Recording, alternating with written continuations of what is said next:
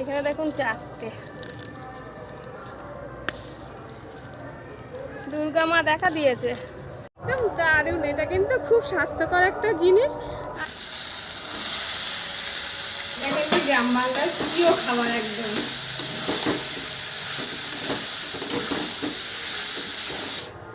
নমস্কার, আমার চ্যানেলের সব বন্ধুদের জানাই আমার আন্তরিক ভালোবাসা। আজকে কিন্তু দারুণ একটা জিনিস, মা দুর্গা আসছে আর দুর্গা ছাতু তুলবো। দেখুন আমাদের আশেপাশেই হয়েছে হাতি,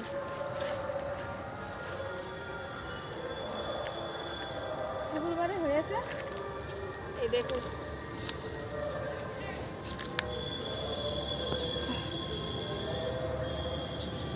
এইগুলো আরো বেশি ভালো।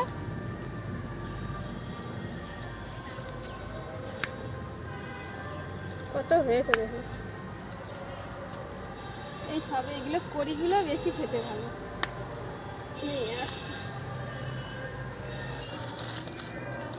এখানে দেখুন 4টে দুর্গা মা দেখা দিয়েছে।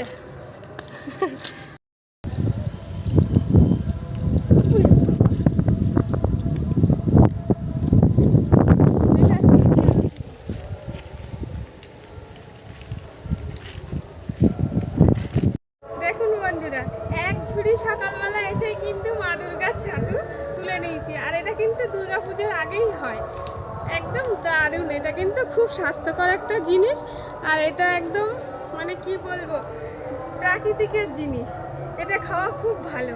চলুন তাহলে আমরা এবার রান্না করব, আসুন।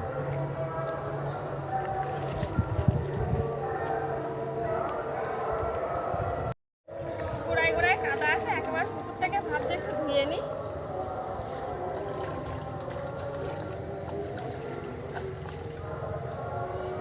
এগুলো বাদ দিতে হবে হয়তো।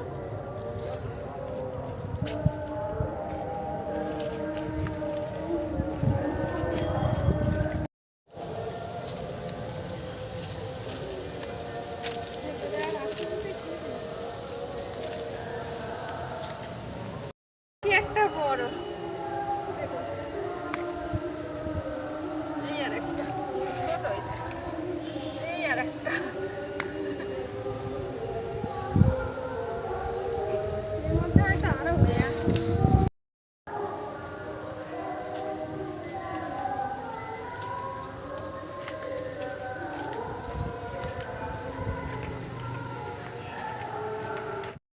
আজকে কিন্তু আমি আর আমার রান্নার জায়গায় রান্না করতে পারবো না, কারণ দাদা আছে খাট সেট করছে। আর আজকে আমার ঘরেই রান্না করতে হবে।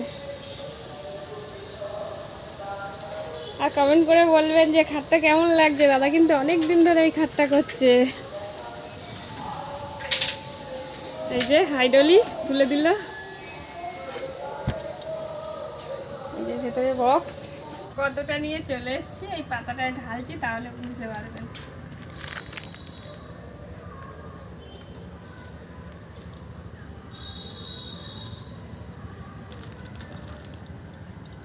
এই যে খেতে না একদম পুরো মাংসের মতো লাগে খেতে। আমার তো বেশ ভালো লাগে, জানি না কার কেমন লাগে।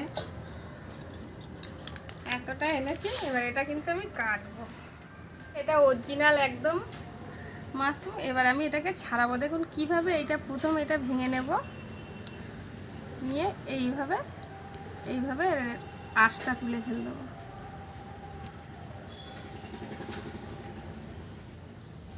এরকম দু টুকরো করে নেব।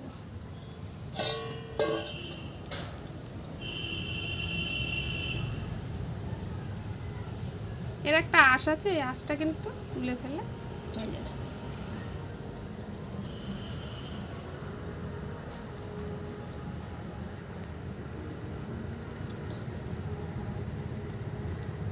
এইভাবে করে কিন্তু আমি সবগুলোই কেটে নেব। তারপরে কিন্তু এইটাও নেওয়া যাবে এরকম, এটারও ছাল ফেলে নিতে হবে।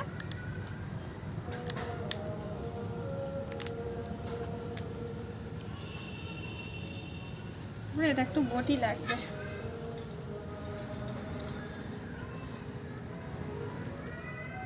ছোট ছোট পিস করে নেব।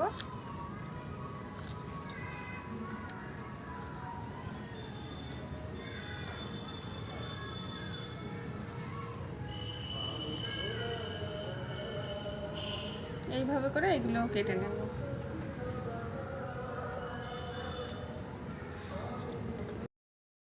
কুড়িগুলো দেখছেন তো, এইগুলোও কিন্তু এইভাবেই ছাড়াতে হবে।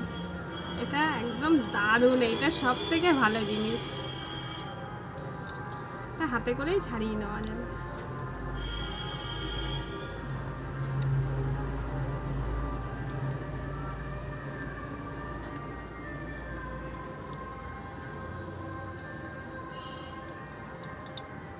কতটা ছাড়ানো হয়ে গেছে।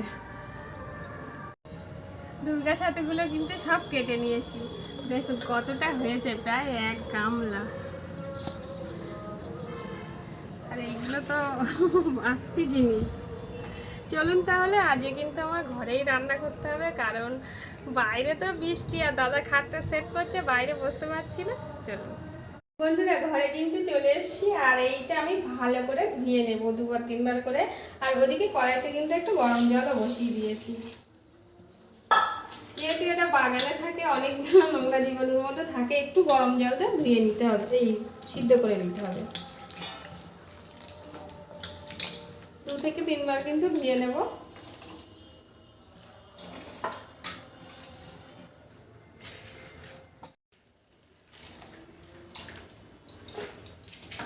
এটা একটু মাটিতে হয় তো, অনেক বালি থাকে, এটা ভালো করে না ধুয়ে নিলে।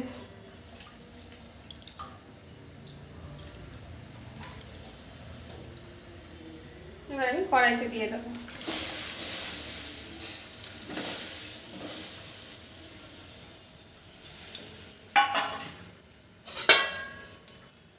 ঢাকা দিয়ে ঢাকাটা কিন্তু খুলছি, আর দেখুন কেমন গেজা হচ্ছিল। হ্যাঁ, একদম কিন্তু অল্প হয়ে গেছে, এটা একদম অল্প হয়ে যায়। নামিয়ে নেব।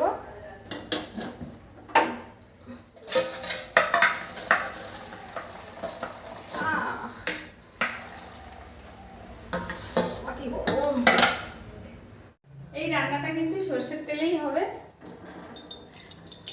আর আমি কিন্তু এদিকে খানিকটা মশলা করে নিয়েছি, আদা, রসুন, কাঁচা লঙ্কা পাকা, আর এদিকে পেঁয়াজ কোচানো, টমেটো কোচানো, আর খানিকটা আলু ছোট ছোট সাইজ করে কেটে নিয়েছি। এটা একটু ভেজে নেব।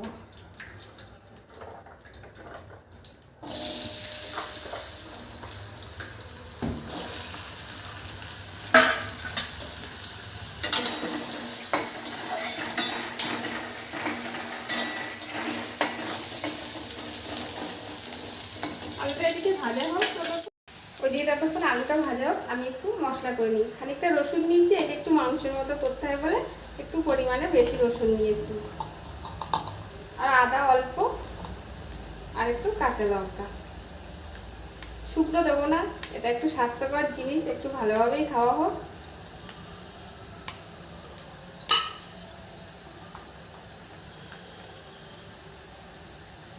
এক চামচ জিরে নেব,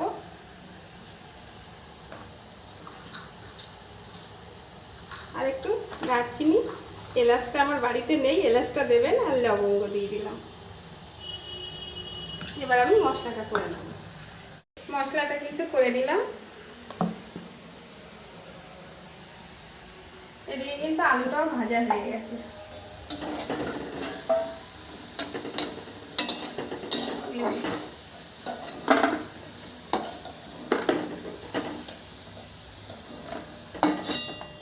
ওটা কিন্তু দারুণ লাল লাল করে একেবারে ভেজে নিয়েছি।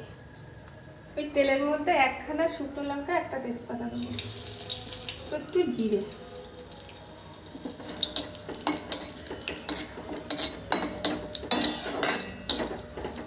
ফোড়নটা কিন্তু হয়ে গেছে, আমি পেঁয়াজ কোচানো দেবো।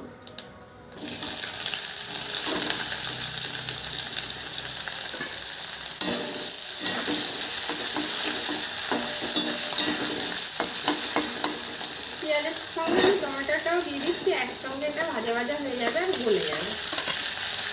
আমি দিয়ে দিচ্ছি একটু অল্প করে, পরে দেবো লাগলে, ওটা তো কমে যায়।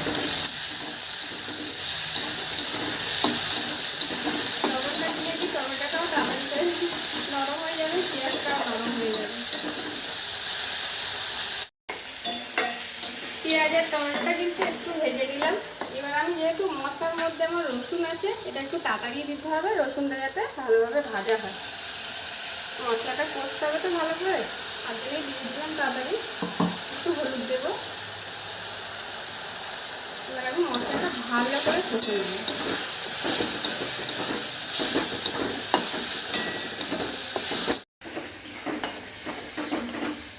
মশলাটা কিন্তু কষে নিয়েছি, আর মশলা দিয়ে কিন্তু তেল ছেড়ে দিয়েছি। এবার আমি আলুটা দিয়ে দেবো, মাশরুমটাও দিয়ে দেবো। আমরা বলি গ্রাম বাংলার লোক, কিন্তু বলি দুর্গা ছাতু, আর এটা কিন্তু গ্রাম বাংলার প্রিয় খাবার একদম।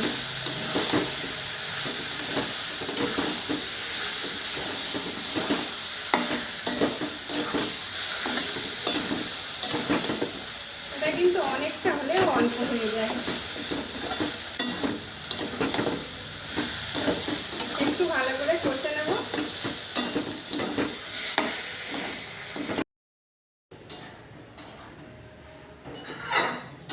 দুর্গা ছাতুটা কিন্তু আমার কষে নেওয়া হয়ে গেছে।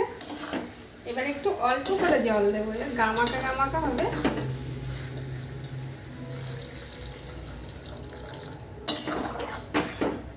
এমনিতে সব কিছু সিদ্ধ করা আছে, আলুও ভেজে নেওয়া, আর মাশরুমটাও সিদ্ধ করে নেওয়া।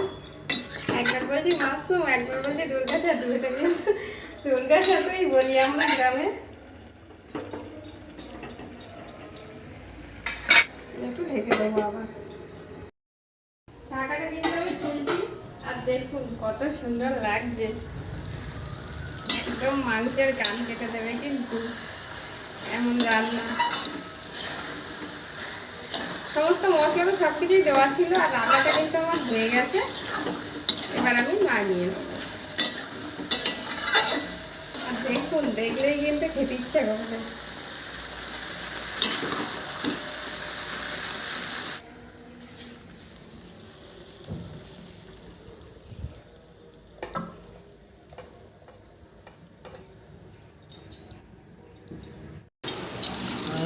মনে হচ্ছে একদম খাসির চর্বি কষানি রয়েছে, খাসির চর্বির মতন সাদা সাদা, হেভি লাগে খেতে। আমরা আগেও খেয়েছি, কিন্তু এ তো সবসময় পাওয়া যায় না।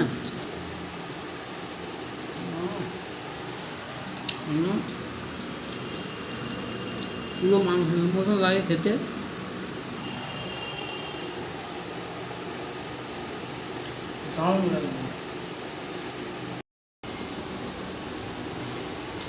এরকম